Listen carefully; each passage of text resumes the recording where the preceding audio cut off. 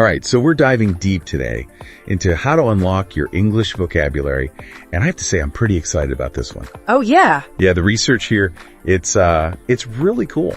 I think it'll actually help people learn better. Yeah, it's really fascinating stuff, and I think a lot of people think that improving vocabulary is about just memorizing long lists of words. Right, exactly. But it's really not, is it? It is not. No, it's not about that at all. It's about connecting those words to your own life and your own experiences. Definitely. The things that make you feel something and using them, actually using them. I like that. That's a good point, using them, yeah. Yeah, it's like that old saying, we learn by doing, right? Exactly.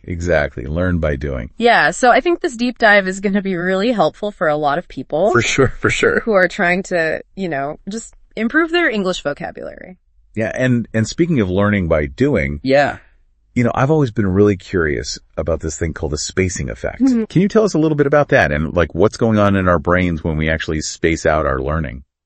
Yeah, well, this goes all the way back to the 1880s. Wow, really? Yeah, a psychologist named Hermann Ebbinghaus discovered that our brains actually retain information better. Okay. When we review it in space intervals, like day 1 and then day 3 and then day 7 and so on. So like not cramming. Yeah, not cramming. Right, okay. Exactly. And it's amazing. It can boost your ability to remember something by up to 200%. 200%. Yeah, that's right. 200%. Wow. And it's because every time you revisit a word, you strengthen those connections in your brain. Uh-huh. Making it less likely that you'll forget it. Okay, so I guess instead of cramming all these new vocabulary words before like a test or something. Right. I should actually spread out my study sessions over several days. Yeah, spread it out. Right. Okay. That's exactly right. That makes a lot of sense. But sometimes, Yeah. life gets a little crazy and it's hard to stay organized. I know what you mean. Are there any tools or techniques out there Oh yeah.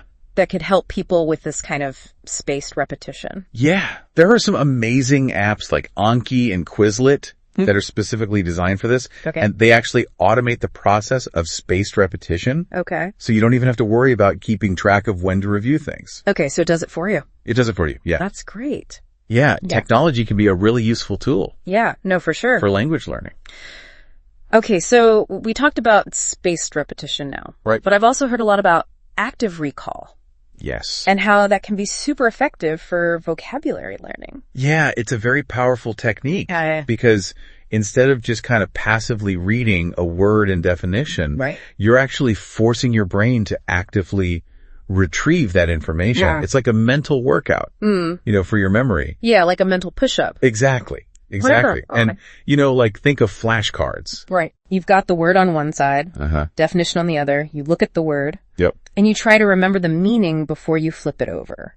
Right. So you're actually thinking about it Exactly. and working to get there. Exactly. You're actively engaging with it. Okay. That makes sense. Yeah. So, I get it. Yeah.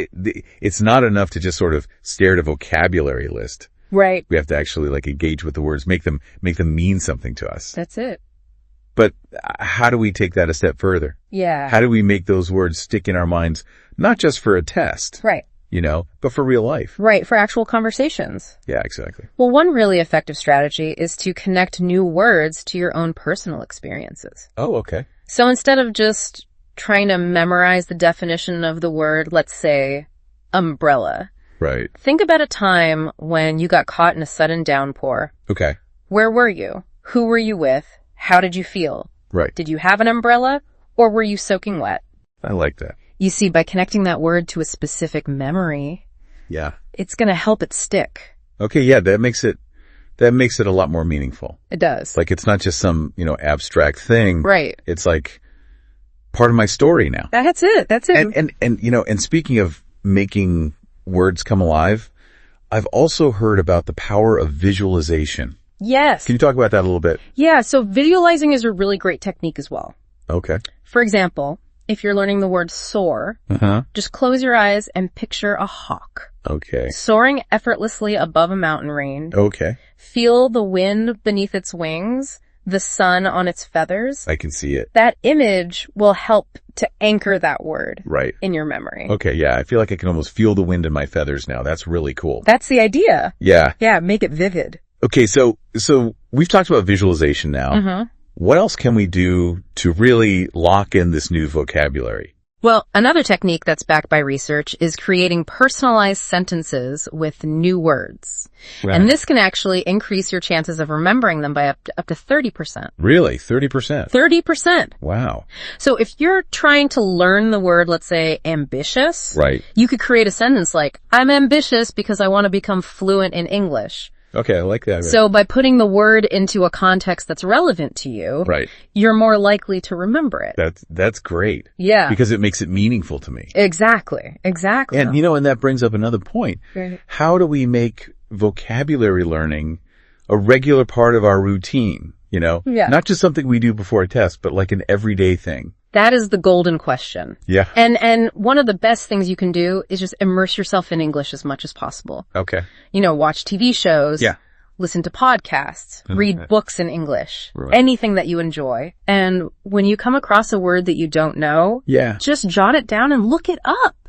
See, I actually do that. Oh, you do? Yeah, I have a little notebook Oh, wow. full of words from different podcasts and things. That's fantastic. But I think what trips me up is, what do I do after I've written them down? Right. Like, how do I actually use them? Yeah, that's where the rubber meets the road, right? Yeah. You need to actually use those words Okay. actively to make them stick. Okay. So find ways to practice speaking. Okay. Join a conversation club. Right. Find a language exchange partner. Mhm. Or even just try writing in English. Okay. Keep a journal or something like that. Right. The more you use those words, the more natural they'll become. So it's like use it or lose it. Right. Exactly. Okay. And here's another tip. Try a technique called chunking. Chunking. Chunking. Yeah. Yeah. And this involves grouping related words together. So, you could learn words like bank, deposit, withdraw all together. Right. As part of like a money theme. Right. Okay. That makes sense. And by learning these words in context, it actually reduces the cognitive load on your brain, Okay. making them easier to remember.